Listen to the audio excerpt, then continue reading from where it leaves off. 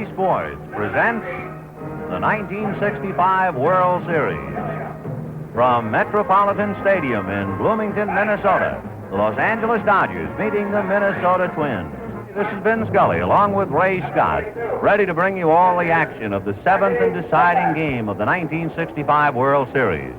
This game is being sent your way by the Gillette Safety Razor Company and Chrysler Corporation, who also bring you exclusively on NBC such outstanding sports events as the All-Star Baseball Game, NCAA Football, and the 1966 Rose Bowl Game, to say thank you for using their product. This game is authorized under television rights granted by the Commissioner of Baseball solely for the entertainment of our audience.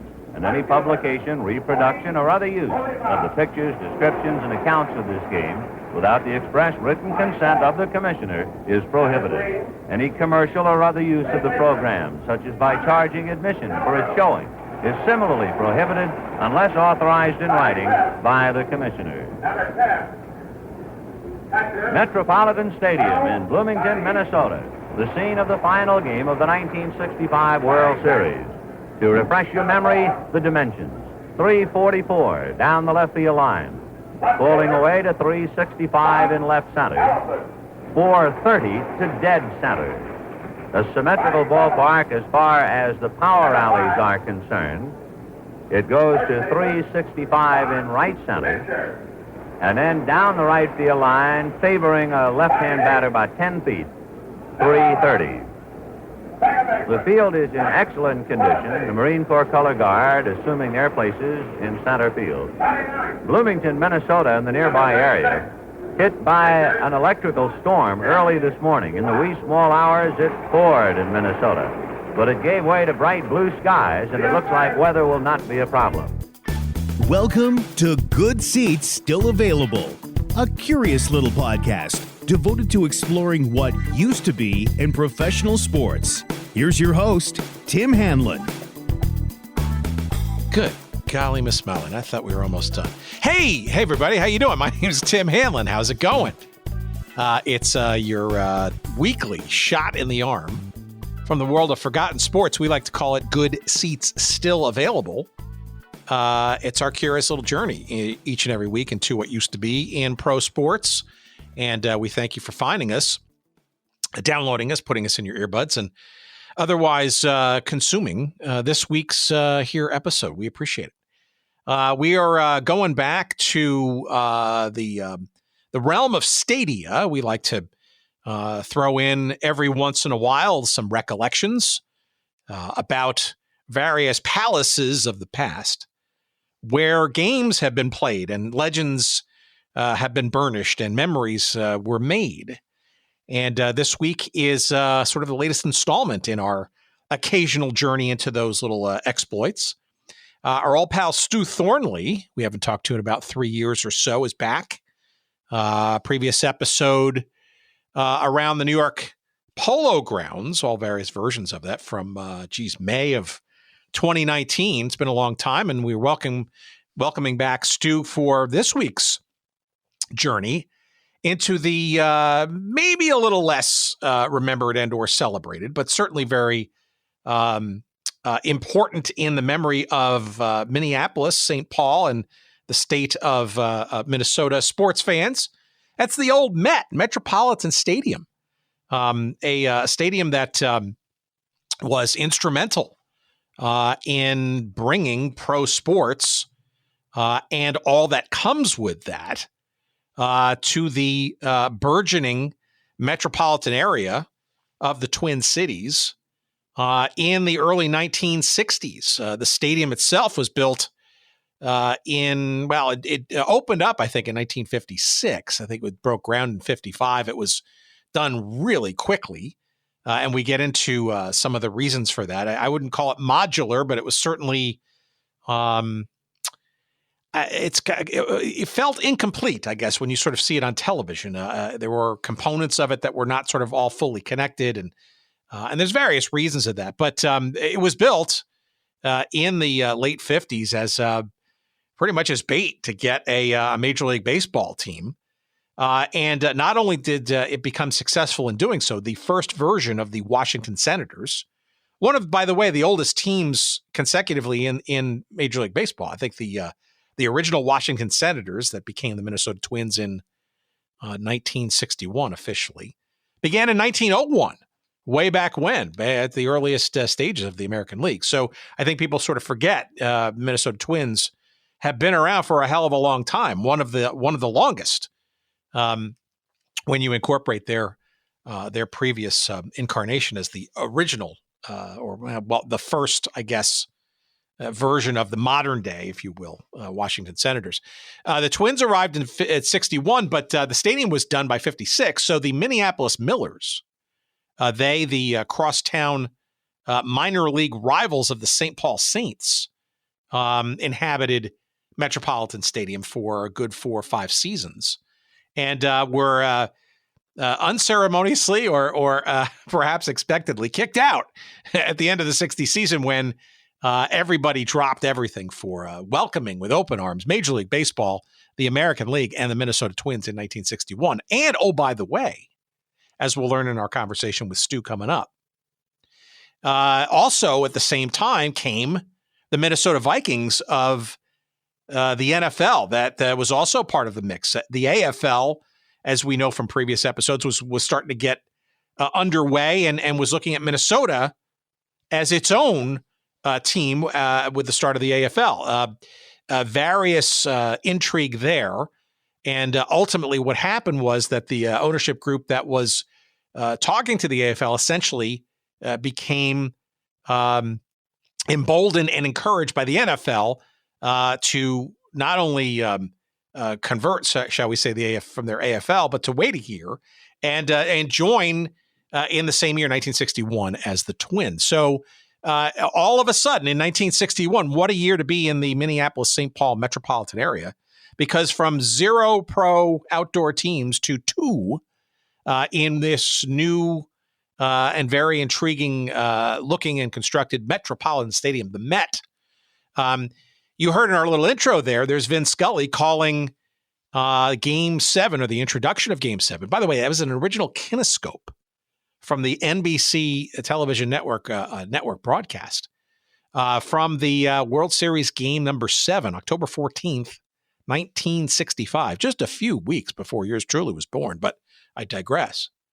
Where the Dodgers beat the Twins 2-0 on the arm strength of Sandy Koufax, of course, beating Jim Cott with the decision. And it was a game-time decision whether Koufax was going to pitch or not, but he did. And I think the Dodgers certainly were happy he did so. But it was also part of the amazing ride, because here's the team that started in 61 in their new incarnation as the Twins. And a mere 4 seasons later, here they are playing for the World Series. Not successful, but boy, what a ride in the early 60s for Minneapolis and St. Paul and the whole region, frankly, for pro sports. But it's a fascinating conversation with Stu. He is the author of the new book published by the Sabre folks called Metropolitan Stadium: Memorable Games at Minnesota's Diamond on the Prairie. And it's great and thoroughly detailed. If you are interested in the most interesting games in the history of that stadium in the realm of baseball, Millers and Twins, you are going to be rewarded and then some with thoroughly researched, as you know, Stew Thornley book productions are. A book that's now available. Again, it's called Metropolitan Stadium: Memorable Games at Minnesota's Diamond on the Prairie. But you'll hear in this conversation, we're not just devoted to the Twins and the Millers and baseball. We also get into the various interests and roles and influences of the Vikings and football. Remember, this is a stadium, Metropolitan Stadium, that was just before the advent of the multi-purpose, shall we call them, donut-type stadiums. And we have love-hate relationships with those, right? The old Riverfront Stadium and Three River Stadium, et cetera, those sort of rounded, accommodating to both, but loved by neither sport. And we also get into the other major sport and team that inhabited the Met near the end of its life, and that's the Minnesota Kicks, of the grand old North American Soccer League. They had a role to play too, and boy, did they bring some big crowds and excitement and tailgating, dare I say tailgating, to the enterprise as well. So all of that and more, we're getting into the nostalgia and the memories of the old Metropolitan Stadium, now where the Mall of America now sits, with our conversation with Stew Thornley coming up in a moment's time. Fun, interesting, always intriguing. And a couple of fun sponsors this week that I think get you in the mood and get you ready for this conversation. First of all, our friends at oldschoolshirts.com. It's P.F. Wilson and his band of merry women and men. You know oldschoolshirts.com. It's like the name implies. It's not just sports, but it's also all kinds of memories in T-shirt form around, I don't know, things you might remember from your childhood. Let's say radio stations, perhaps retailers, maybe eateries, or fun places where you might have gotten an ice cream cone over the years. All of those things and more, especially, of course, all those great teams and leagues of the past at oldschoolshirts.com. And just go to the Minneapolis St. Paul section, how appropriate, and you'll find a wealth of shirts devoted to great teams that are no longer with us, like the Minnesota Fighting Saints and the Minnesota Pipers. Of course, though, there are two, count them, beautiful renditions of the Metropolitan Stadium shirts. Got a beautiful sort of drawing there of the Met in a couple of different flavors of colors for you. There's a Minneapolis Millers shirt there, as well as Metrodome shirts. That's where, of course, everybody ran to when the Met was deemed as being obsolete, starting in 1982 or so. But yeah, plenty of great things there. And of course, there's a Minnesota Kicks shirt there with the great sort of cartoon guy kicking the ball. That sort of then resides as the dotted I in the Kicks iconography and logo. All that great stuff and more. And a lot of great memories there. Oldschoolshirts.com. Promo code for you there is Good Seats for 10% off all of your purchases. Make sure you use that promo code Good Seats for 10% off. And while you're online, why don't you hop over to Ebbets Field Flannels, our pals there out in Seattle. That's Ebbets, EBBETS.com. And there you're going to find some great Minnesota Kicks stuff, including a gorgeous it says here 1967 vintage ball cap. As you astute fans know, the Minnesota Kicks didn't join the league until 1976. So a little bit of a glitch there in terms of historical accuracy. But I guarantee you, if you look at the Minnesota Kicks vintage ball cap, you will fall in love with it because it's a gorgeous sort of baby blue with that similarly gorgeous and memorable and iconic Minnesota Kicks logo with that cartoon guy, same as mentioned earlier. It's truly, it's one of a kind. It's beautiful, and it's there for you at ebbets.com. And while you're there, just scroll down the page, and you'll see the also similarly, equally gorgeous Minnesota Kicks 1976. There you got the name right, the date right that time. Soccer jacket. It's very similar in construct and in quality to those gorgeous baseball jackets that Ebbets Field Flannels has as well. While you're there, you'll see other jackets from some other teams like the old Washington Diplomats and the LA Aztecs, the Kansas City Spurs from 1968, the Toronto Metros Croatia 1975. But the Minnesota Kicks one is gorgeous. It's also sort of in a satiny baby blue, and that is there for you too. Lots and lots of more stuff, of course. And I'm not doing any. I'm doing it partial justice for sure at Ebbets Field Flannels. And again, that's Ebbets, EBBETS.com. And the promo code for you there to save 10% off all of your purchases is Good Seats 10. That's Good Seats and the number 10. Thank you to Ebbets Field Flannels. Thank you to oldschoolshirts.com. And thank you, of course, for your patronage of them and for listening to us. Let's get into our conversation. Let's remember the Met. Let's dial it back. Here we go. It's our conversation with Stew Thornley. We had it just about 7 or 8 days ago, and it's fun times and great memories. Here it comes. Please, as always, enjoy.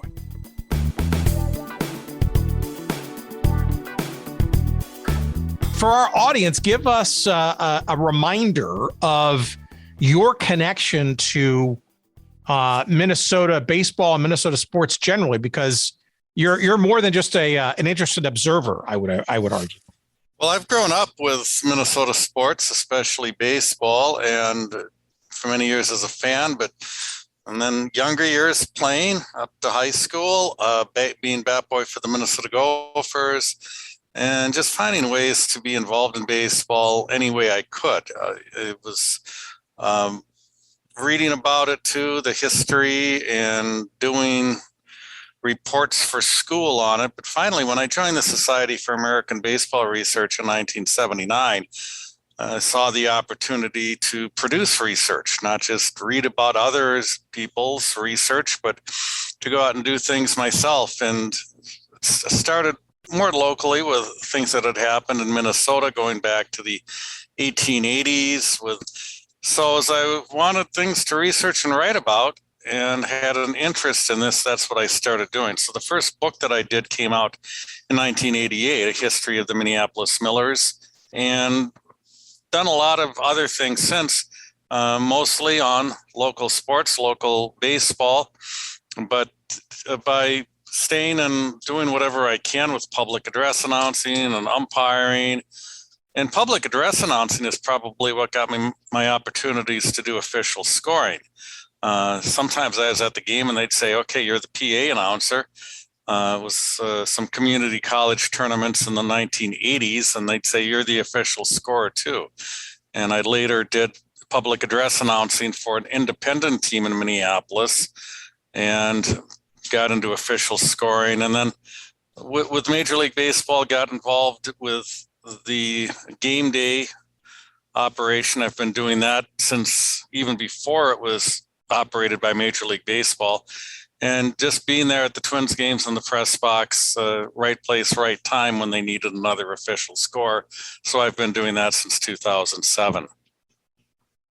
So your connection to Minneapolis sports generally and baseball in particular, I'm guessing, right, is about as authentic, I think, as we're going to find in terms of understanding the lineage of both the minor league and the major league versions of baseball.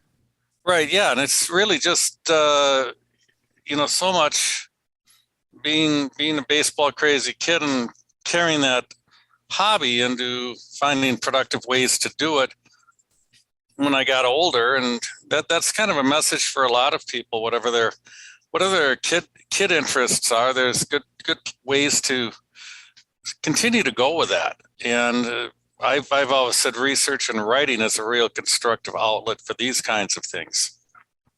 Well, you're the author of a bunch of different books. Our previous episode 114, if for our listeners who have not listened to that episode, we talked about the old Polo Grounds in New York, but a little bit more close to home with this one. Maybe a little bit of a scene set about this stadium known as the Metropolitan Stadium, where, frankly, right now, I think, if I'm not mistaken, the Mall of America now sits. Is that true? Yeah, there's a shopping center on that site now, and they have at least marked the location of home plate in there. And I might add that the Society for American Baseball Research, we've been working for the past few years on a book on game stories of memorable games at Metropolitan Stadium. And that just came out, just got the notice today, got the PDF version. And so there is a book out on Metropolitan Stadium with a compilation of a lot of memorable games. But that's where I went to my first game, 1962. Jim Cott shut out Cleveland on 3 hits. Bob Allison hit 2 home runs. Vic Powers stole home. I was already hooked on baseball because I remember how much excitement there was when the Twins came to town. Even though I was 5 going on 6 when the Twins started playing, everybody had a Win Twins bumper sticker, Twins hats all over the place. And I'd watch the games on TV. And it just seemed like as a kid, you were supposed to embrace baseball. And I did. And then getting to my first game at Met Stadium, and I went to many more over the next 20 years. And it was a good baseball stadium. By the 80s, it was getting a little older, and everybody wanted the fancy stadiums with the with the suites and all these other ways of getting revenue. But it was built to lure a Major League Baseball team here, because in 1953, Milwaukee got a team from Boston. And then cities like Kansas City and Minneapolis, St. Paul perked up and thought maybe we can get a team. And they quickly discovered that there's no place for them to play. If they could have gotten the Philadelphia Athletics to move here instead of Kansas City, well, the reason they couldn't was they didn't have any place that would work for the team, even on a temporary basis. So the Minneapolis interests set their sights on building a stadium and then going to work on getting a team. And they put it in a suburb, not as a way to assuage St. Paul people, because there was big rivalry between Minneapolis and St. Paul. And it wasn't that they were fearful that St. Paul people wouldn't come to Minneapolis for the stadium, so let's put it in the suburbs. St. Paul people weren't that excited about it anyway. And they built their own stadium to try to lure a team. But after that first wave of teams moving into other cities, into Milwaukee, Baltimore, Kansas City, that first wave was gone. And then the hopes were on getting the New York Giants, because the New York Giants owned the minor league team, the Minneapolis Millers, that became the first tenant of Metropolitan Stadium. But the Giants ended up going all the way to the West Coast, and it was finally expansion. They were looking at trying to get some other teams, Cincinnati and Cleveland, to move in. Everything that was happening, especially after New York lost its National League team, was the Continental League, a third major league, which is finally what drove expansion in the early 60s. And the Twin Cities had been trying to get the Washington Senators to move here. They were having trouble getting permission to do that because Major League Baseball did not want to abandon the nation's capital, especially with Congress looking at things like its antitrust exemption. But with expansion, baseball was able to put a new team in Washington and then allow Calvin Griffith to move his team here. So finally, 1961, we got the Minnesota Twins, and they played 21 seasons at Met Stadium. Well, that's a good divining rod or dividing line for the sort of understanding the stadium, right? Because the Millers obviously inhabited the stadium in its first number of years, 4 years or so, and then bowed graciously, or maybe not so graciously, to the arrival of what then became the Twins. But before we sort of get to that sort of origin, I guess, 1960 and the Continental League, right? So it's a topic we've talked about, and it continues to amaze me how that at least the appearance of that league and all Branch Rickey was trying to do to make it appear to be a done deal and a third major league. It was Minneapolis and or St. Paul part of the mix for one of those franchises? Did that sort of help maybe grease the skids a bit more to get the Senators conversation going, or was that just sort of thrown out there and maybe not sort of part of the dynamic? Because it does seem that, 1960, 1961, a lot of energy started to really start to kind of move pieces that were kind of stuck in the mud. And the answer is yes. Minneapolis and St. Paul was designated as one of the markets that was going to get a team in the Continental League. But there were several others, Dallas, Fort Worth, Toronto, I think Buffalo. I'm not sure about Buffalo. Obviously New York, because that was the big push for everything. I mean, you have three teams in New York, and now it's one team.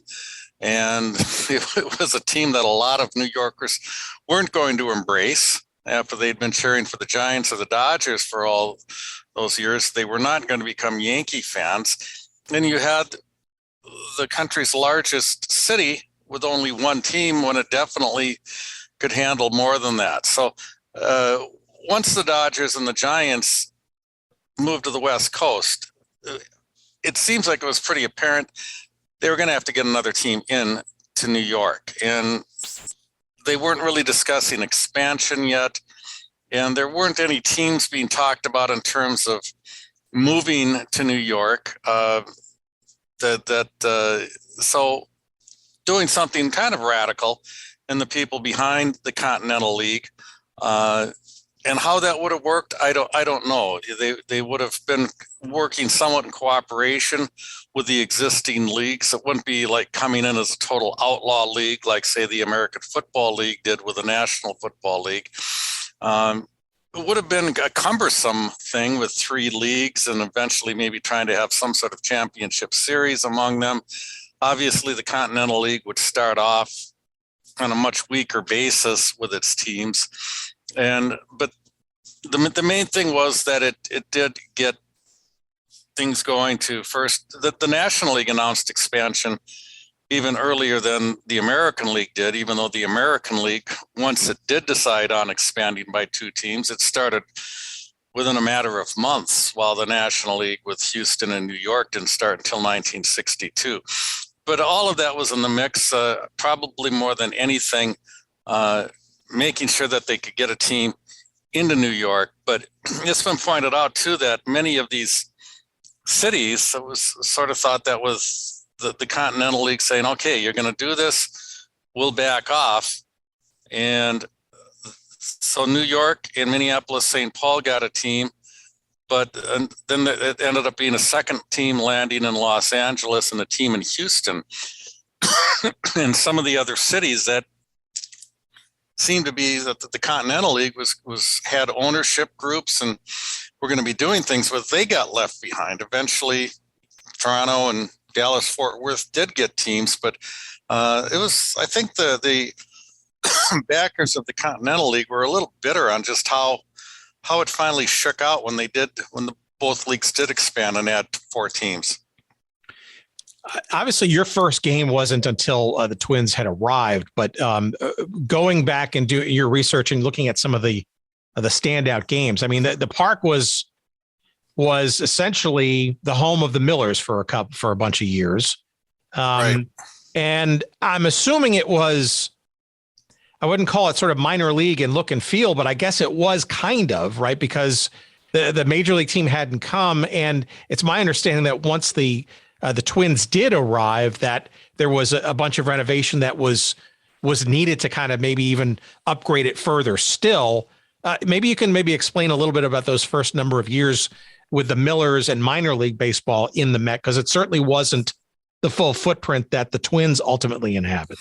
It had the overall general footprint, but it was limited capacity because the grandstand extended only from third base to first base. And when the Twins came, and I'm sure that was part of the plan, they expanded the first 2 decks towards right field and had them even curve out into fair territory. And it was pretty much bleachers all the way beyond that could take a lot of people, and that included in left field. And a few years later, they built a double-deck grandstand out there, and that was for the Minnesota Vikings, because that would be along the sidelines for the Vikings.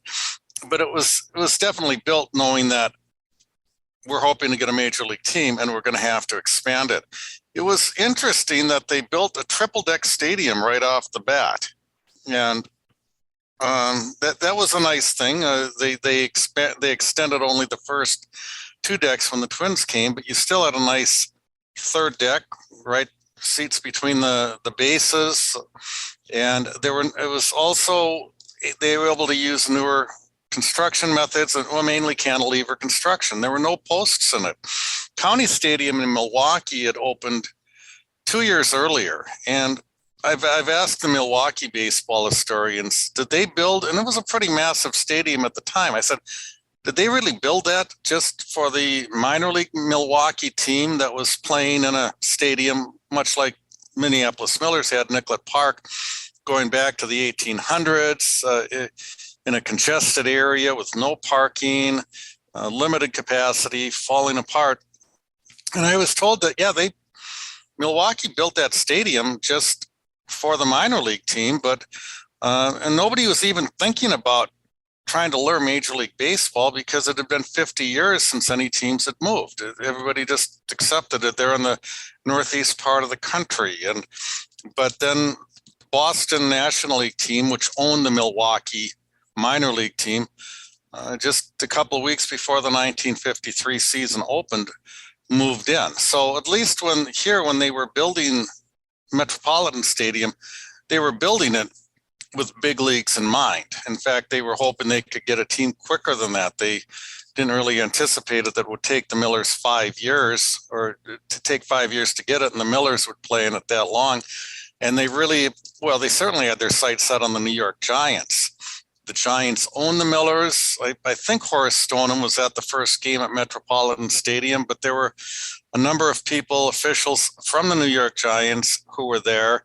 And there was a lot of talk on it. Sports Illustrated had this shiny new stadium in Minnesota, and it could be the next home of the Giants. And it was, for a while, it seemed pretty definite. And there are things in Horace Stoneham and Walter O'Malley's files that indicate that he was planning to move to Minnesota.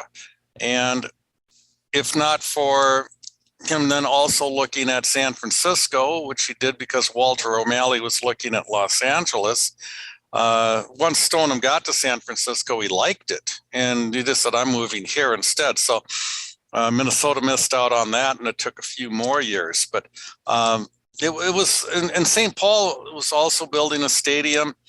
It was a single-deck stadium, but apparently it was one that they could, if they got a major league team to play there, that they could add a second deck. This was indicative of the kind of the fighting between the two cities of not working cooperatively on things. And St. Paul made it clear that when a new major league team came to the area, they wanted some of the games played at the St. Paul Stadium. And there were petitions that said St. Paul will not support a major league team, even if it was in a suburb, not even in Minneapolis. But the main reason for putting the stadium out there, the post-World War II trend, was to get it out in places where you could have good highway access and parking.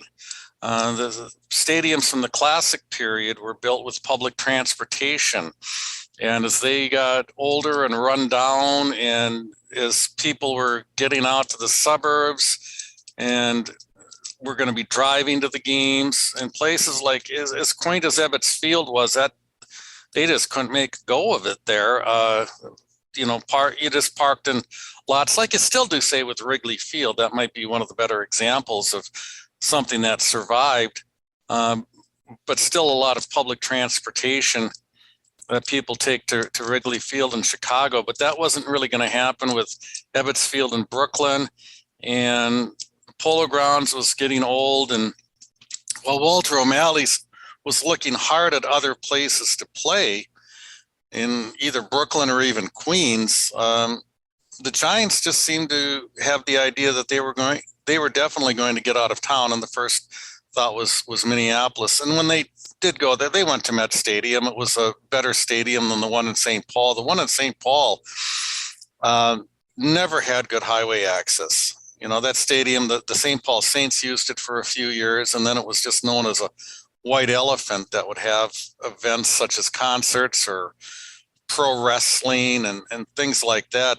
And I've been to it, and every time an event would start late because all of the traffic was, there weren't people in the stadium. It was all on the roads backed up around it. But in the suburbs, Metropolitan Stadium had good highway access, a lot of space around it for parking. And even Milwaukee, when they built that stadium, it was still within the city limits, but it was a little bit west of downtown. It was out of congested areas where they had good highway access and good parking. And that's what was happening with stadiums that were being built. And the good news for Milwaukee, for Minnesota, was they were a little early before it got to be the multi-purpose stadium.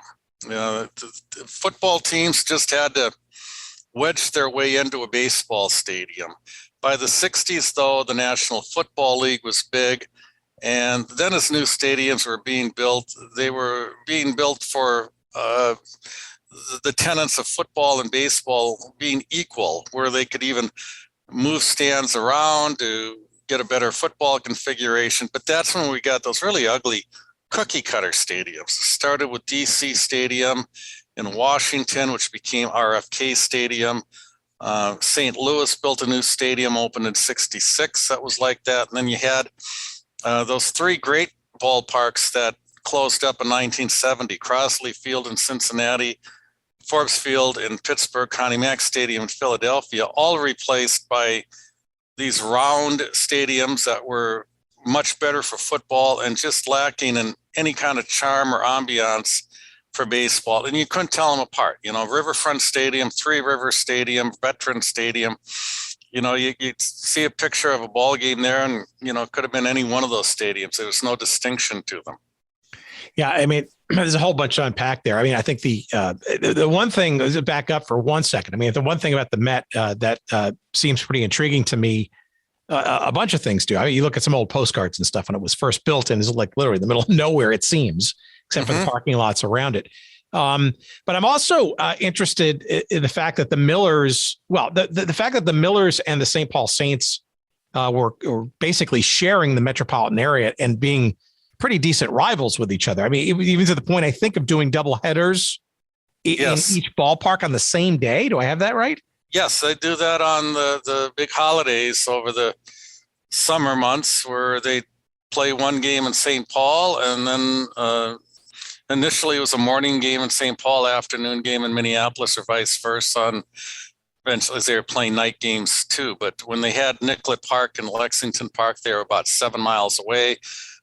People could hop on the streetcar and cross the river, and that fed the rivalry. It was a great one. And the rivalry wasn't just between sports teams; it was between the cities as well. Yeah, I mean, I think they call them streetcar doubleheaders. I mean, you can imagine. But all right, so when the Millers though get into Metropolitan Stadium, the thing I also find really intriguing is that knowing that they left after 1960 as well as the Saints, to make way for the major league team. They were doing gangbusters. I mean, they were, I won't call it a dynasty, but I mean, they were winning their class titles. They were winning league titles. They were in the Junior World Series in 58 and 59. And it's almost surreal that a team that successful in those years would have to be basically terminated to make way for a relocated Major League Baseball franchise that everybody knew would not be an immediate success on the field, probably. Well, that's what I guess, especially back then, what they called progress. And that was the time of it. One of the things here in the Twin Cities, and I'm more familiar with Minneapolis, but it's lamented 60 years later. A lot of the historic buildings in downtown Minneapolis that got knocked down, it was urban renewal run amok.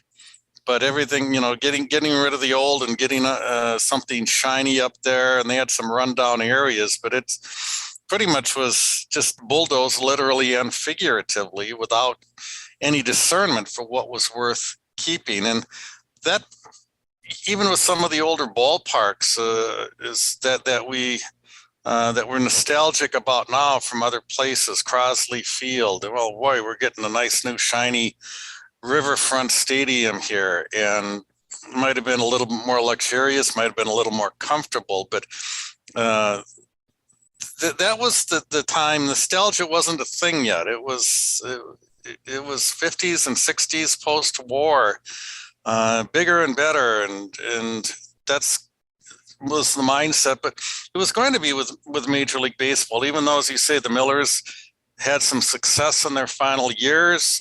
They were in 3 Junior World Series. They won 2 of them. There was a drive to get Major League Baseball that I think most fans were on board with. A couple of things that happened. That when the Giants took over the Millers in 1946, the Millers had been independent up to that time. They were maybe one of the last independently owned, meaning unaffiliated with the Major League team, one of the last of those teams. And then in 1951, they got Willie Mays. He was with the Giants, and he was in their minor league system. And everybody heard about him, but few people got out to see him in the early weeks of the season. And he was gone by the last week of May, just plucked away. And that was a signal to the people that the minor leagues weren't being operated the way they used to be, as an entity in their own right, where you could come out and see the same great players year after year. Now it was a development thing, as it is now. And when people go see their favorite minor league team, they know these guys aren't going to be around too long, especially if they're good. Then when they started seeing other cities like Milwaukee and Kansas City, Midwestern cities about the same size, and seeing them get major league teams, then there was the itch. We want a major league team. I don't think the minor leagues were really satisfying the fans as much as they had, even though they were playing well. And you're right, this team from Washington, it was historically bad. And Washington, first in war, first in peace, last in the National League. And it wasn't very good when they first got here. It was kind of tough luck for those poor Washington fans, because after all those years of bad teams, that Washington team had a lot of good young players. Bob Allison, Harmon Killebrew, Camilo Pascual, Jim Cott, Earl Batty. And then they leave, and it took a year for that team to get good, but I don't think it mattered the first year where they won 70 games and lost 90. I don't think that mattered at all to the fans. And that was before I went to my first game, but I could still sense the excitement. And having a major league team was what gave your city a lot of credibility. We had the Minneapolis Lakers here that had won a lot of titles, but that was the National Basketball Association, which was not much of a deal then. And even the National Football League, and we got a team here at the same time, the Vikings, that started in 1961. But still at that time, if you wanted to call yourself a major league city, you had Major League Baseball. It was an ego thing in a lot of ways. And but the first 10 years, the Twins had the best overall attendance in the American League from 1961 to 1970. Twice they led the league. And they had mostly competitive teams in there starting in 1962. And while the 61 team wasn't that good, it really just didn't matter. It was Major League Baseball. And now you can see Rocky Colavito and Al Kaline and Mickey Mantle and Carl Yastrzemski coming to your town, and they already had good players to cheer for, Killebrew and some of the others, but you're able to go out and see all these other great players. That was a big thing. Well, the transition is interesting too, because the footprint too of the stadium obviously is changing at this time too, right? So from the Millers to the Twins, right, between 60 and 61, there was it planned, or was it additionally added hastily, or there was some expansion of, at least for the seats, right, and some other things? I mean, there was some gussying up, so to speak, from the Millers era to that of the Twins, right? I think that was a plan, that they start with this, and with having 3 decks, even though it didn't extend out farther. And there was a lot of demand when Met Stadium opened with the Minneapolis Millers. I think through the sale of some kind of souvenir booklets, they were able to raise money just to put bleachers in beyond, I think maybe on both sides of the grandstand, on first and third, to put bleachers in there to get additional seating. So I don't remember exactly what the capacity was, but once they had it, that a major league team was coming here, then they expanded, and it was planned, and it was still chaotic. One of the things, and I'm a Minneapolis guy, you're going to get my perspective on this from somebody who I would want nothing less, Stu, please. And I'm opinionated. You already knew that, or you'd find out. But Minneapolis, it was Minneapolis business interests that built that stadium in the suburb of Bloomington. Bloomington was a village at that time. And some of the interesting pictures when it first opens, you get some aerial shots that you see, this was a cornfield in Bloomington. And just right across the highway that is now Interstate 494, it was called the Beltline at that time. You see pictures, and just to the north of that, that's kind of the limit for Bloomington. There's another suburb in there, Richfield. Well, you can see that was quite built up, a lot of houses in there. And it was pretty much empty space on south of that, which was Bloomington. And okay, it was in Minneapolis, this was at a time when government worked really well with civic interests, with business for the betterment of the community. They were proud of working together like that. So it was sort of a civic, business, political collaboration, but it was Minneapolis business people who sold the bonds to finance Met Stadium. And then as they get into 1960, and they're going to have to expand it again. And Bloomington was a city by this time, no longer a village, but it was more than happy to look at its parent to the north, Minneapolis, and say, okay, take care of this. And Minneapolis did. I think they put their city credit rating on the line to do what they had to do to get money to expand it. And eventually the Minneapolis got tired of that as they got into the 70s and more stuff in Bloomington, which is now maybe about the 5th largest city in the state. But once again, it was, well, you guys take care of this. Minneapolis said, well, heck, if we're going to do it, we want the stadium here. And what finally happened, there was legislation passed to build a new stadium. And without there being a site, just the site of it, that was a real contentious issue. And so the original legislation in the state was, we're going to build a new stadium. We'll have a commission study things for 18 months to decide on just what kind and also where. Well, Minneapolis ended up winning that battle. A lot of bitterness.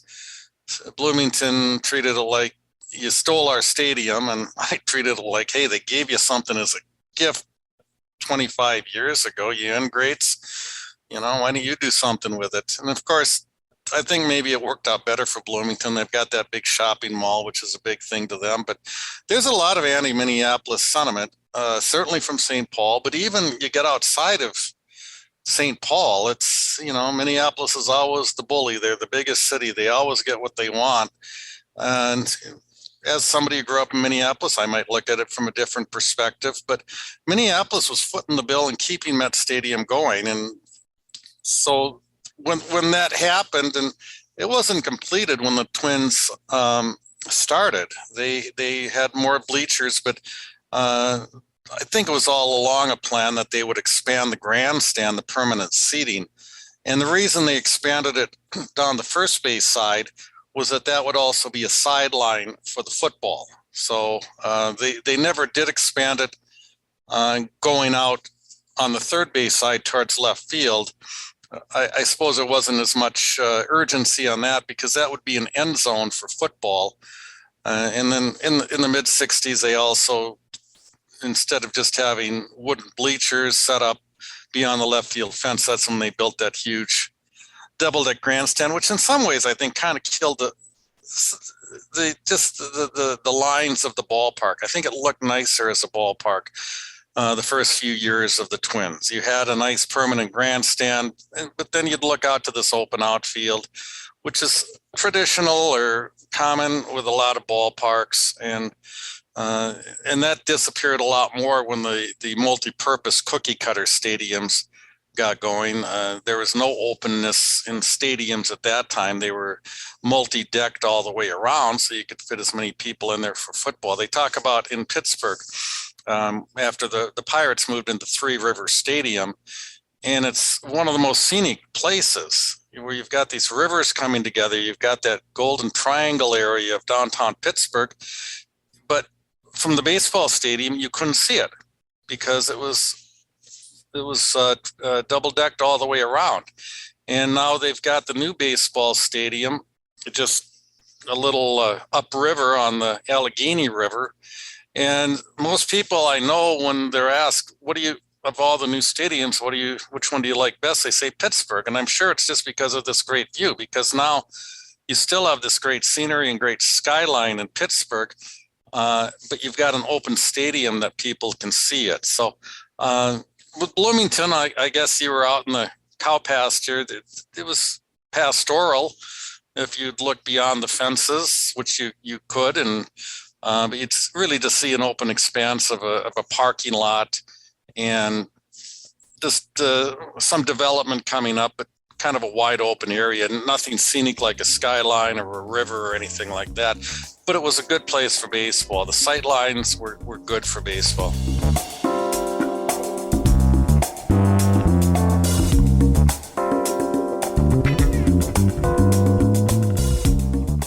All right, what's this? LinkedIn Jobs. Hey, these days, it can be hard to find and hire the right candidates for your small business. That's why LinkedIn Jobs made it easier to find the people that you want to talk to faster and for free. Create a free job post in minutes on LinkedIn Jobs to reach your network and beyond to the world's largest professional network of over 770 million people. My goodness. Focus on candidates with just the right skills and experience, and use screening questions to get your role in front of only the most qualified. Then use the simple tools on LinkedIn Jobs to quickly filter and prioritize who you'd like to interview and hire. It's why small businesses rate LinkedIn Jobs #1 in delivering quality hires versus the leading competitors. Yes, it's no surprise, friends, that LinkedIn Jobs helps you find the candidates that you want to talk to faster. Of course. Well, did you know that every week that nearly 40 million job seekers visit LinkedIn? Come on. Post your job for free at linkedin.com/goodseats. That's linkedin.com/goodseats to post your job for free. Terms and conditions apply. And now back to our conversation.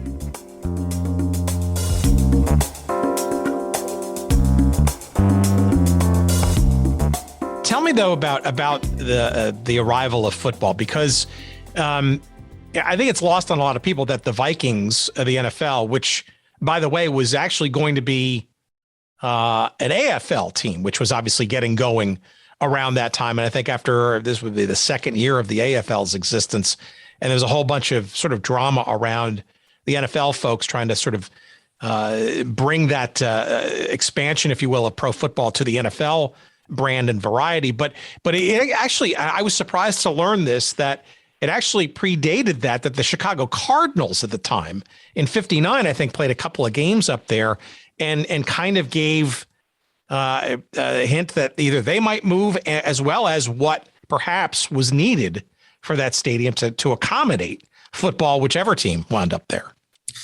Yeah, and the Cardinals did play a couple of games here. A lot of things were happening at the same time. Well, baseball was looking at the Continental League, possible third major league, and the Twin Cities, because definitely people saw this area as a good spot, something that could support major league teams, not just a basketball team, but football and baseball. And they were even playing baseball games, exhibition games with major league teams coming in to Metropolitan Stadium. A lot of times it might have been teams playing the Millers, but they had a game between Cincinnati and Detroit, the Tigers and the Reds. It was a exhibition game, but it was... Oh, so they were doing major league exhibitions as well. Interesting. Right. And that was part of, like, we want to show that we can support it. There was a lot of push for people, go out to this game, show them that we deserve a team. And that's also what was happening too, because the Chicago Cardinals, who ended up moving to St. Louis, those were a couple of regular season games that they played here, unlike in baseball where they were exhibition games. And they had been doing exhibition games at Prairie Stadium, just on the outskirts of downtown Minneapolis for many years. Packers were coming in and playing there. But so at the same time that you get this Continental League going in baseball and saying, yeah, we definitely want Minneapolis St. Paul in there, a new league was getting going in football. I mean, a remarkable story of the American Football League being able to come in and challenge an existing league and survive in its entirety. Later leagues like the World Hockey Association and the American Basketball Association had 4 teams that survived and were absorbed into the other league. But here the AFL was really successful, and they were first. Minneapolis accepted a franchise and then saw the chance at the NFL, and I think there might have been some bitterness there in the AFL. It's like, geez, we picked you and you said you'd come with us, and now you're jilting us for something bigger, which is what they got. So I think that team that was destined for Minnesota in the AFL went to Oakland. That started in 1960, and around here they were happy to wait another year to get a National Football League team, and that's been a great success. But this was still at the time where college football was big, but the pro football, into the 50s, so much is made of the overtime game between the Giants and Colts, but there were other things that were happening where it was making that transition to where pro football was getting to be on an equal footing, and didn't take even too long after that for it to surpass Major League Baseball. But they're in that transition period, and that's why by the early 60s, as it was communities were building stadiums, they were finally saying, look, we've got to build something that works for both football and baseball, not just a baseball stadium that we can fit a gridiron into, but something that both parties are going to be happy with. So that's how it came, and there was excitement about both. But I think 1961, it was still a little bit more where baseball was the sport that gave a community its gravitas and really stamped it as being big stuff, as having a Major League Baseball team. But of course, getting the National Football League and Major League Baseball the same year, that was a big thing, just for the sports fans, for the people who were going to go to the games and be excited about them, but just for the community in general. And Minnesota is it's not the largest city, but it's been one that's been remarkable in many ways for its number of Fortune 500 companies that have started here and grown, Cargill and 3M and things like that. There have been a lot written just about the business side of things and how powerful that's been. It all works together because the business was big on getting the sports here and claiming that it's a benefit to them, that they're trying to get employees to move here, executives, and a lot of them are sports fans, and they might be more likely to move to an area that has a major league team than somewhere else. It all works together. So that was, in my youth, as I was growing up, getting a sense of that, of this area being big league, not just in terms of sports, but in many other ways. Yeah, and we've talked about that in many other episodes about sort of, especially around this time, right? And frankly, even right through the 60s in particular, right? By the end of the decade, you had the NHL and a couple of challenger leagues and stuff all popping up, right? This is all a part of a sort of a civic, I guess, belief set that having one of the big four leagues, and if not more than one of those leagues, domiciled in your town, was an immediate line skipping ticket, right, to major league status, literally and figuratively, in terms of pride and in terms of attracting businesses and economic growth and all kinds of other civic, warm and fuzzies that come with being associated with a major league franchise in a top tier sport. Well, that's a good way to describe it, and really has been the case. And of course, some of the civic and business leaders, they're cheerleaders. They're cheerleaders for their community, and a lot of that cheerleading gets around. I mean, not cheering specifically for the particular team, but cheering for just what you said there, that aspect of it. And it gets messy when you get into new stadiums, and we've had it here. The opposition to the Metrodome was for many reasons. I mean, first, dome stadium for baseball, that sucks, and it did. And the resentment against Minneapolis, but a lot of just should the public be financing stadiums? And we went through this period in the 60s, 70s, and then really the Metrodome was. Well, Met Stadium came at a good time before they started building cookie cutter stadiums. The Metrodome was towards the end of that timeline when they were starting to get into better things. And by the 90s, we had the Retro Stadium with Camden Yards setting the standard for that. But I kind of look at it from the period of when the NFL was still the lesser sport.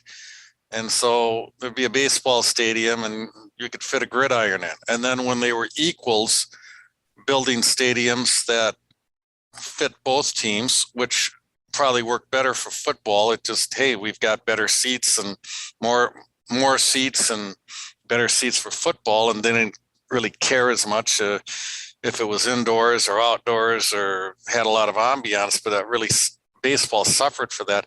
But then getting into the 90s, both of these sports were so doggone big that they were all able to start getting their own stadiums.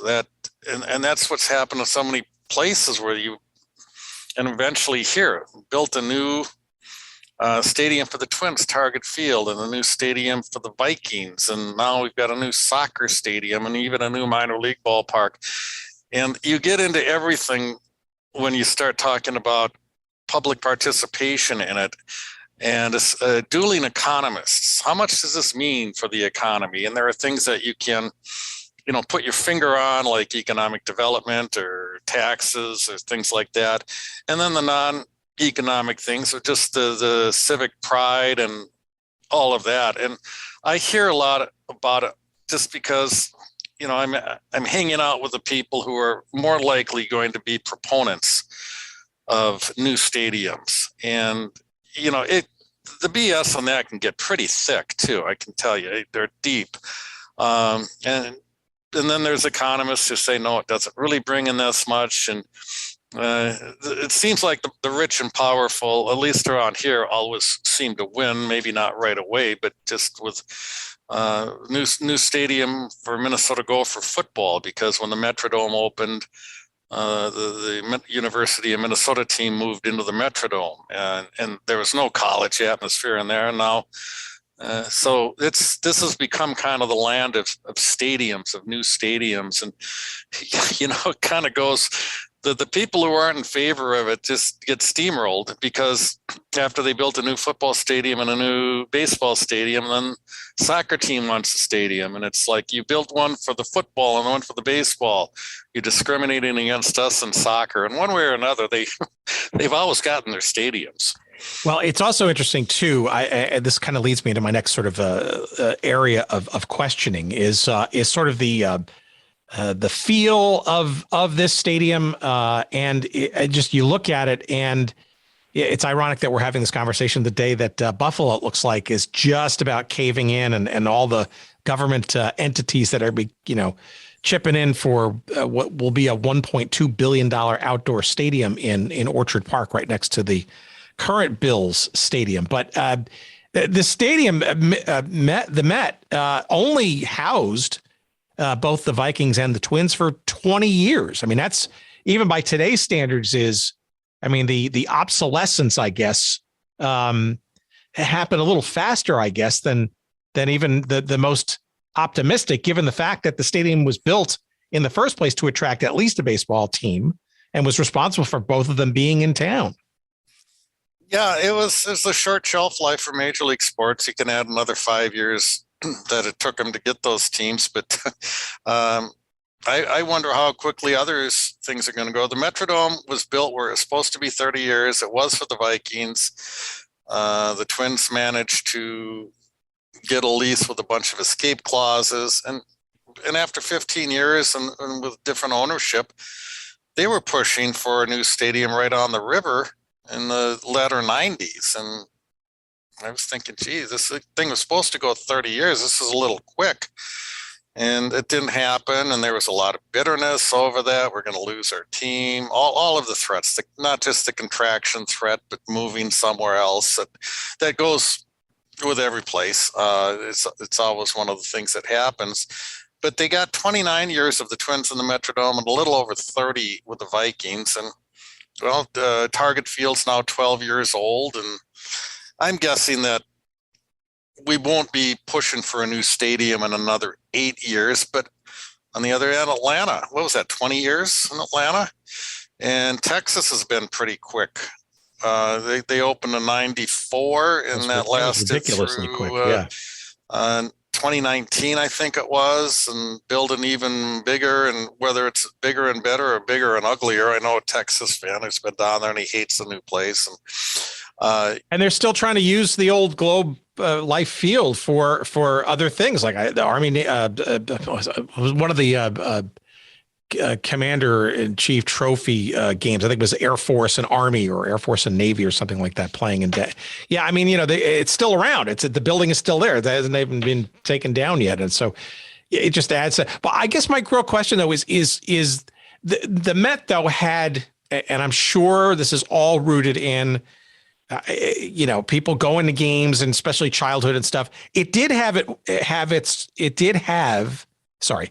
I can't speak today. It's been a long day. It had its charms, though, right? I mean, even though it was somewhat, what's the word I'm looking for? It was kind of disjointed, maybe skeletal is a word, right? Some of the grandstands weren't even connected to the real sort of centered part of the park. But I got to think, though, fans found it. I know it was a hitter's ballpark for many years, right? That had to be an allure for certain types of baseball fans. Did it have some charms to it? I'm sure it did. Well, it didn't have the charms of the classic era of ballpark building, starting, say, in 1909 and taking it up to Yankee Stadium in 1923 with these things that we get nostalgic about. It was, you say skeletal, and it was often known as the erector set. As erector sets were big in that time, and a lot of the structural steel was exposed. And by the way, it looked like it on television too, depending on whether you were a baseball or a football game. It just felt like there was like, you were looking at giant pieces of something that, I don't know, was approximating a stadium. Well, it was utilitarian. And I would say it worked because, first of all, you had decks that overhung one another. Now, when they went to the Metrodome and they had to get suites in between the first and the second deck, it meant that the second deck was higher, and it was also pushed back. It didn't overlap at all. So if you were in the second deck, you were going to be a little higher, but you're going to be farther back. At Met Stadium, lots and lots and lots of good seats, especially when there's utilitarian in the sense that they didn't have to put posts in there that you'd have to sit behind to hold it up. But that second deck overhung the first deck, so you'd get a little nicer vantage point of height, but you weren't that far back from the field because it was hanging over. And the third deck was the same thing.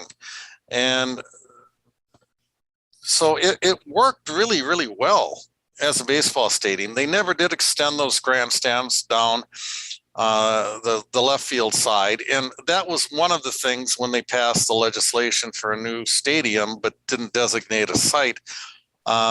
It was different options, and one of them would have been to build a new stadium for the Vikings next to Metropolitan Stadium and extend the grandstand for the Met.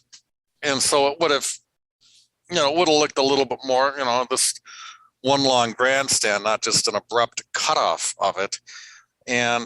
But they chose, for whatever, better or worse, they chose a multi-purpose covered stadium in Minneapolis. I can tell you, so I like downtown stadiums better just for going to the games. People, we don't want to come into Minneapolis. We get lost there. We're scared of it.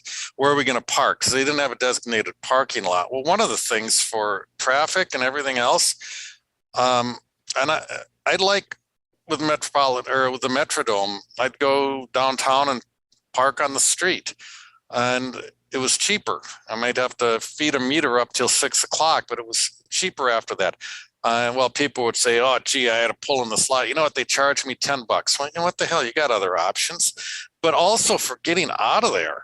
I'm familiar with Minneapolis, but getting out of Met Stadium or some of these other ballparks that have just got this monolithic parking lot surrounding it, you're just going to get in line and be at the mercy of getting out of there when you get out of there. You go to a downtown stadium, you got a little bit of savvy.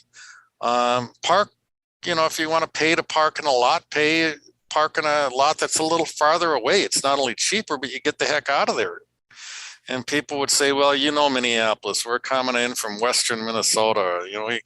Well, I've done this in Cincinnati and Cleveland and other places too, cities that I didn't know too well, but I get there, I got a map, I got a little bit of common sense, I can figure it out and not feel like I'm really getting robbed on a parking fee, and also is getting the heck out of that area pretty quickly. So, but I think many people, they like to complain about how much they have to pay to park, and they like to not have to make decisions. They just, okay, I just follow this car in front of me, and 40 minutes I'll be moving or something like that. But I kind of like it better. I think a lot of times downtown stadiums get a bum rap, and I still like having public transportation. And now with Target Field, and they do have these big ramps that surround it, but they have the light rail that goes to it, and a lot of people use that. I'm kind of happy to see that sort of the current trend has been to get back,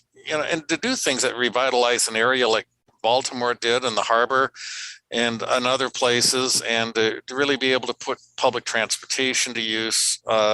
So maybe getting away from that rap that we had in the 60s and 70s, where now I just want to go see this huge parking lot and pull up, and whatever the person taking money for parking wants, I'll give it to them, and get out of here. There was a lot of that was that created controversy when the Metrodome opened. Well, before we wrap up, I do want to sort of shout out to the book that's currently out about Metropolitan Stadium, the memorable games. We don't have enough time to go into. I mean, I'm amazed. It is. I just have a few pages that I've available to me, but it's almost 300 pages of literally, I mean, dozens of games, both Millers and Twins. And sadly, unfortunately, could there be another volume for Vikings and my beloved Minnesota Kicks games too? I would hope so, but tis for another day, Stu. I'm sure you've got better things to do than that. But are there any, just off the top of your head, are there any particular games or oddities or situations that can be found in this treasure trove of a book that might be especially interesting or eyebrow raising, or perhaps people have forgotten about that? I don't want to put you on the spot, but I'm sure you got. Yeah, a lot of, Society for American Baseball Research has had this project for 10 years on writing stories of games. And then after they started getting a lot, they started doing books like Memorable Games in the Astrodome. So we decided to do this with Met Stadium, and people will know. They know the World Series was there and the All-Star game was there. It's even things like Cesar Tovar played all 9 positions there. There's a story about that in there. But a lot of them were just really interesting games that people might not remember, but were good and exciting games for a variety of reasons. I wrote a lot of them up. 22-inning game that the Twins in 1969, this is maybe one of the best baseball games I ever went to. The Twins played Baltimore. Dave McNally was 15-0 coming in, and he and Jim Cott were locked in a pitcher's duel with Baltimore leading 1-0 in the bottom of the 7th inning. And the Twins, bottom of the order, loaded the bases with 2 out, and Rich Reese came out to pinch hit, and he worked the count 1-0, and I got to full. And then he put a ball out to left field, and the thing carried for a grand slam. And McNally had his first loss of the season. It's one of the best baseball games I've ever been to. But and there's a few other features, sidebars. One of the things that I had fun doing was researching all of the postponements, and for various reasons that happen at Met Stadium. Usually rain, but a lot of times wet grounds. But I have it both for the Millers and for the Twins, all the games that were postponed. There's tornado that hit close to the ballpark. That game, that was an official game. It was in the 6th inning. They called it off. And some other things too. One of the wildest things I've ever been to in 1970, the Twins were playing Boston, and the game was delayed because there was a bomb threat. And most of the people went out to the parking lot. The players went onto the field, and somehow some fans started getting onto the field too, instead of going to the parking lot. I was there with a friend, and we went onto the field. We hung out with the players. It was And nobody even worried about if a bomb was going to go off. Just a lot of good games, quirky games, different things that it's interesting. You can start anywhere and read about this game or that game. You can read about Sandy Koufax shutting them out on 3 hits in the 7th game of the World Series, or find some games that maybe you've forgotten about but are fun to read about too. No, it's great. Even if you're not from Minneapolis or the area and grew up there and stuff. I mean, just to have this level of detail is great because, you look at stats, you look at box scores and stuff. And if you're researching stuff and you look at microfiche and you see the game recounts and that kind of stuff, but to have sort of a compendium of some of the game's, highlights and stuff, it's kind of like almost, I won't say a keepsake, but it's kind of like a nice parallel to whatever memories you had of the stadium generally, with some real specifics about some of the exploits. How would you describe in your research and your memories the visiting teams coming to the ballpark? And let's keep it to baseball for the moment. But I mean, was the Met sort of a stadium that teams looked forward to or didn't, or was it kind of sort of in the middle? Because it was certainly quirky. It was a little, different of its era, and it wasn't sort of, palatial by any means, but, or it wasn't the worst ballpark by any stretch, was it? I don't know, especially in its earlier years. Later on, some things started happening. In the 70s, the Twins became passé. Football in general was surpassing baseball, and the Vikings with having a lot of big years and the Twins being bland. And then when you mentioned the Kicks, the soccer team moved in there, stadium started, I can remember, the goalie would pace for the soccer would pace out in right center field and then just kind of wear the grass down. And I remember seeing Hoskin Powell of the Twins. It had rained then and it was slippery, and he went after a fly ball and hit that dirt patch and his feet went under them. Billy Martin even protested a game then when he's with the Yankees because the stadium's so run down, we shouldn't have to play there. But at least in the early years, if anything, I'd get the impression that it had spacious locker rooms. That might be more to the visiting players than anything else. And, I've been in the visiting locker room in Fenway Park even, years later, and crammed, and it could be flooded. And so I would guess that players liked having just good facilities, and whether they were, I don't know if anybody's even getting that much in awe about playing at Yankee Stadium or Fenway Park with all that history, or Comiskey Park, if it was just, even for the players, a little more modern. Hey, we got toilets with stalls around them rather than just out in the middle of the room and things like that. I'm not really sure. It's a good question, but I would guess in the 60s that they were happy to come to a more modern stadium, and just the conveniences, and even fans were,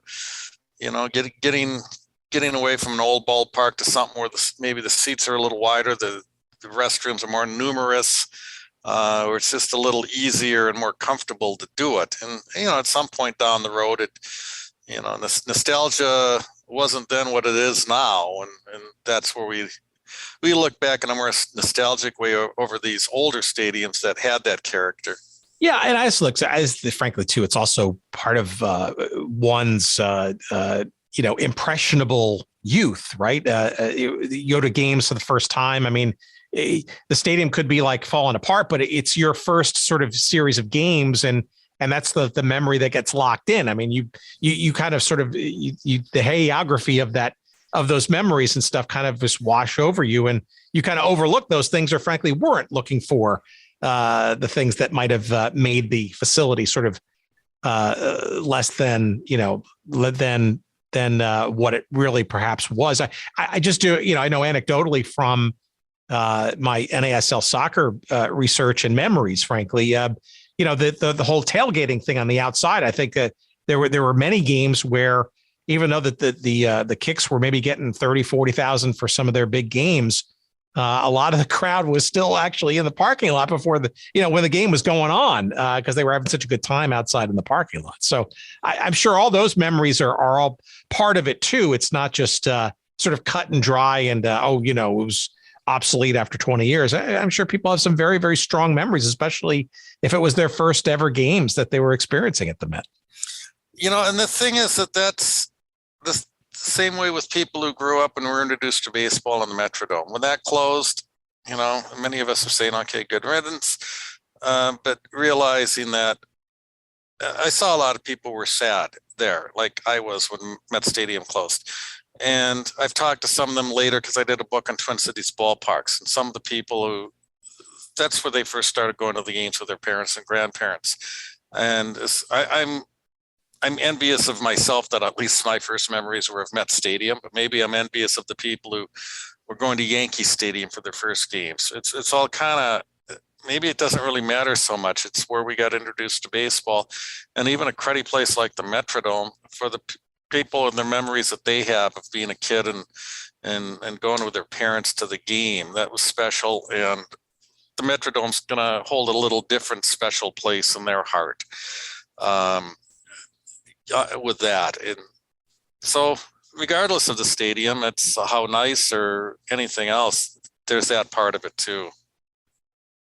Well, I love the photo on the cover of this book, Metropolitan Stadium, Memorable Games at Minnesota's Diamond on the Prairie. And I don't know how it was shot. It looks like it was almost done with sort of that modern sort of technique where it looks like it's kind of sort of like a toy or a small little object in the middle of a bustle and other things going on in the picture, because it looks like it's a small little I don't know, I would call it a toy or a little mini structure in the midst of this sea of a parking lot, and then literally in the midst of suburban and maybe even exurban topography behind it. And I think it really gives you a sense of what the early days of this stadium really looked like, and how avant-garde it was at the time, and why it was so important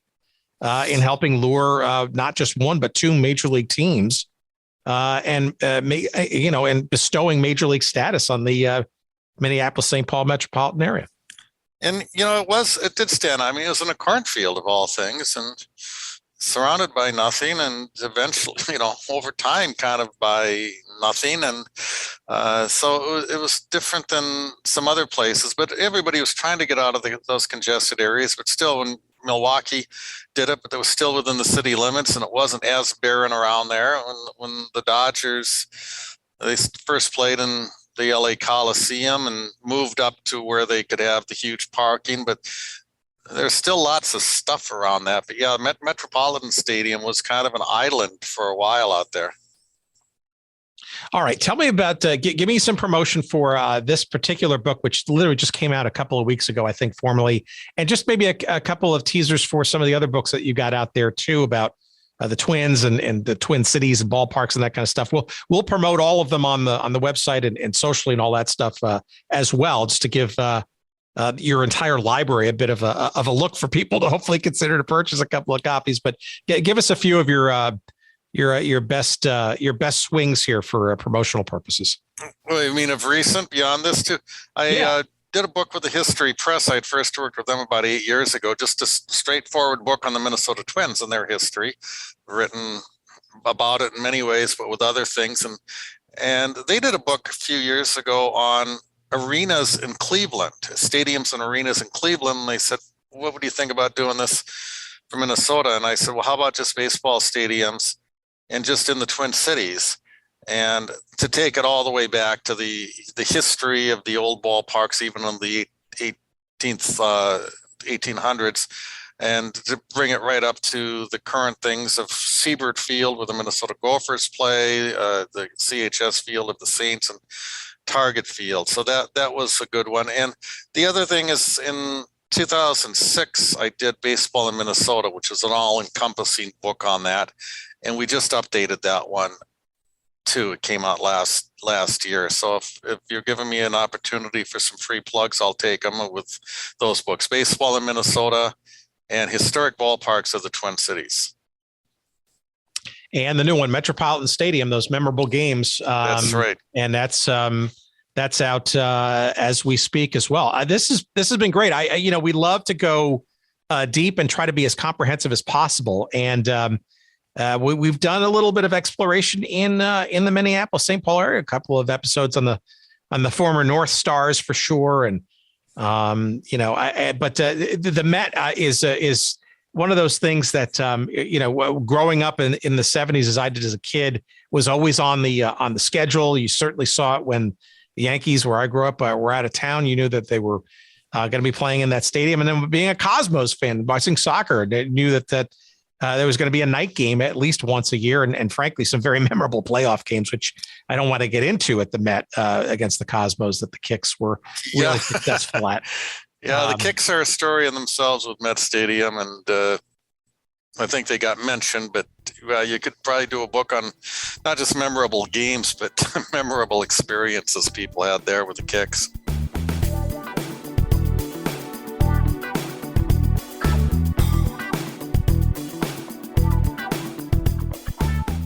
All right, there it is, the Met. Who could forget it, especially after a conversation like this? And one great way to celebrate the memories of this stadium is to get Stew's new book. It's called Metropolitan Stadium, Memorable Games at Minnesota's Diamond on the Prairie. It is published by Sabre. It's just out. It's got a great cover of the stadium in its heyday, literally surrounded by thousands, or at least hundreds, of cars in the parking lot that surrounded the stadium. And just to the right in that cover picture, you'll see a glimpse of the Met Center, which came about in 1967. And that was the indoor palace, if you will, things like the Minnesota North Stars, etc.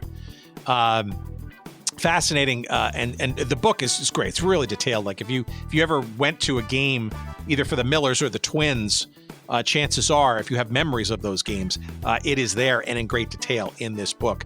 And Stew's got a whole wealth of other books. But best way to find them, of course, is to search for them online at Amazon or whatever. But you can also check out Stew's website at stewthornley.net. That's Stew is STEWTHORNLEY, stewthornley.net. You can also follow Stew and all of his sports exploits. By the way, he's the official scorer, or at least one of them, for today's version of the Minnesota Twins. That's got to be interesting and fun. Also, too, I believe he's also a part-time scorer officially for the Timberwolves in the NBA. So lots of things to follow him there on Twitter. And he's at Stew Thornley, all one word, at Stew Thornley. What else? Let's see. How about while you're online, go to our website, goodseatsstillavailable.com. We post all of our episodes there for streaming, and for all you newbies out there that want to just get a lay of the land. Obviously, the best way to follow us or get every single episode is to subscribe wherever you get good podcasts. We're available just about everywhere, so there's really no excuse not to add us to your feeds and your downloads. While you're there, you can search up this episode, 255 with Stew, and conveniently click the link there and give us a few shekels of love when you purchase the Metropolitan Stadium book, or any of the other books by Stew, or any of the other books available worldwide at Amazon. It's the least you can do to help us keep our lights on, and we certainly appreciate when you do so. We appreciate your emails. We're at hello@goodseatsstillavailable.com. We appreciate you following us on social media at, we're on Twitter at GoodSeatsStill. On Instagram, we're at GoodSeatsStillAvailable, and there's a little Facebook page devoted to us too. You can subscribe to our weekly email newsletter. Just tool around on our website and find the link there. Our thanks, of course, to Jerry Payne, who produces this extravaganza with all of his editing wizardry. We appreciate that. And we, of course, want to leave you with some audio goodness. On our way out, we like to do this for you every time. And I guess we'll go to the Twins. 1987 was the first time that they actually won the World Series as the Minnesota Twins. And who could forget that legendary season. Obviously, they had moved at that point into the Metropolitan. What am I calling it? The Metrodome. There you go, the Metrodome. Lots of Mets there. And at that time, basically a new theme song kind of evolved and came into the mix. It is by Marv Masterman and his orchestra, and of course, it's the Wind Twins Polka coming at you from 1987. Take care, everybody. We'll see you next week. Bye-bye. We're gonna win, Twins. We're gonna score. We're gonna win, Twins. Watch that baseball soar. Crack out a home run. Shout a hip hooray. Cheer for the Minnesota Twins today.